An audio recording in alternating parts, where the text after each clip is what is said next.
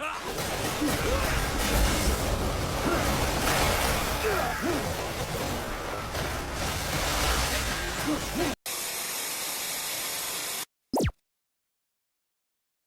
berjam-jam grinding, mengalahkan bos tersulit, atau sekedar lari-lari di game open world, kamu mematikan PC atau PS-mu dan tiba-tiba kamu ngerasa kosong. Di dalam layar, kamu adalah legenda. Kamu punya tujuan, kamu punya power, kamu tahu persis siapa dirimu.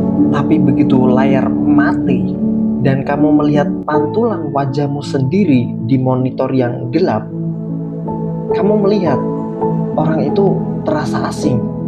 Kamu merasa lebih kenal sama avatar digitalmu daripada sama tubuh yang lagi duduk di kursi itu. Kenapa kita merasa lebih nyaman jadi karakter game yang jelas-jelas fiksi daripada jadi diri sendiri yang nyata gitu? Apakah ini cuma pelarian atau ada sesuatu yang rusak di realita kita? Jacques Lacan punya teori yang namanya The Mirror Stage. Dia bilang, sejak bayi kita selalu mencari versi diri yang lebih stabil dan utuh daripada diri kita yang asli yang penuh dengan kekurangan. Di dunia nyata, identitas kita rapuh, kita cemas, kita merasa nggak cukup, kita takut ditolak. Tapi karakter di game, dia adalah ideal ego. Dia adalah versi dirimu yang sudah dipoles. Saat kamu menggerakkan stick atau keyboard dan karakter itu melompat-lompat tepat sesuai perintahmu, ada rasa kepuasan mental karena diri yang di dalam layar itu nggak punya keraguan. Kamu nyaman jadi dia karena dia nggak punya insecurity. Keterasingan muncul saat kamu sadar bahwa di dunia nyata kamu nggak bisa sesinkron itu dengan dirimu sendiri.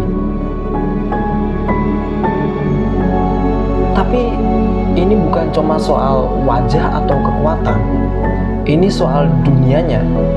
Jean Baudrillard menyebut fenomena ini sebagai simulacra. Kita hidup di era di mana simulasi seringkali terasa lebih nyata daripada kenyataan itu sendiri. Inilah yang disebut dengan hiperrealitas. Di dalam game, setiap tindakanmu ada maknanya. Kamu dapat XP, kamu dapat looting, kamu dapat respon instan. Tapi ketika di dunia nyata, seringkali nggak kasih jawaban apa-apa. Kamu udah kerja keras, tapi nggak ada progress bar di atas kepalamu. Akhirnya kamu merasa asing dengan dunia nyata karena realita terasa seperti produk gagal yang nggak punya sistem gitu. Sementara game terasa seperti tempat di mana hidup seharusnya berjalan. Kamu merasa lebih jujur di dalam game karena di sanalah dunia memberikan hak bagi kamu untuk ada gitu.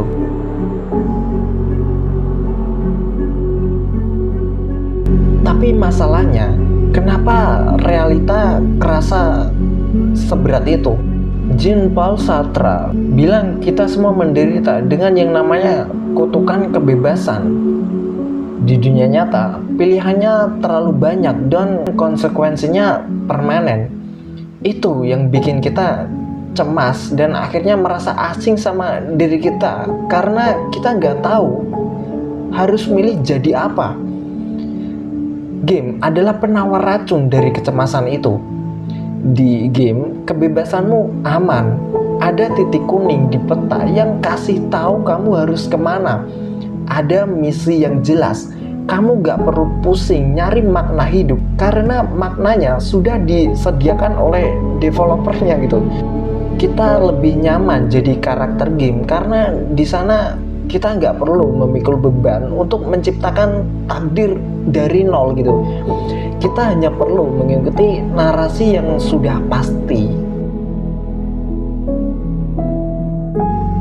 Dan akhirnya kita sampai di titik ini soal topeng. Nietzsche pernah bilang, setiap roh yang dalam membutuhkan topeng. Dunia nyata memaksa kamu pakai topeng yang membosankan. Jadi anak baik, siswa yang nurut, atau orang yang normal menurut standar algoritma. Tapi karakter game itu adalah topeng yang jujur.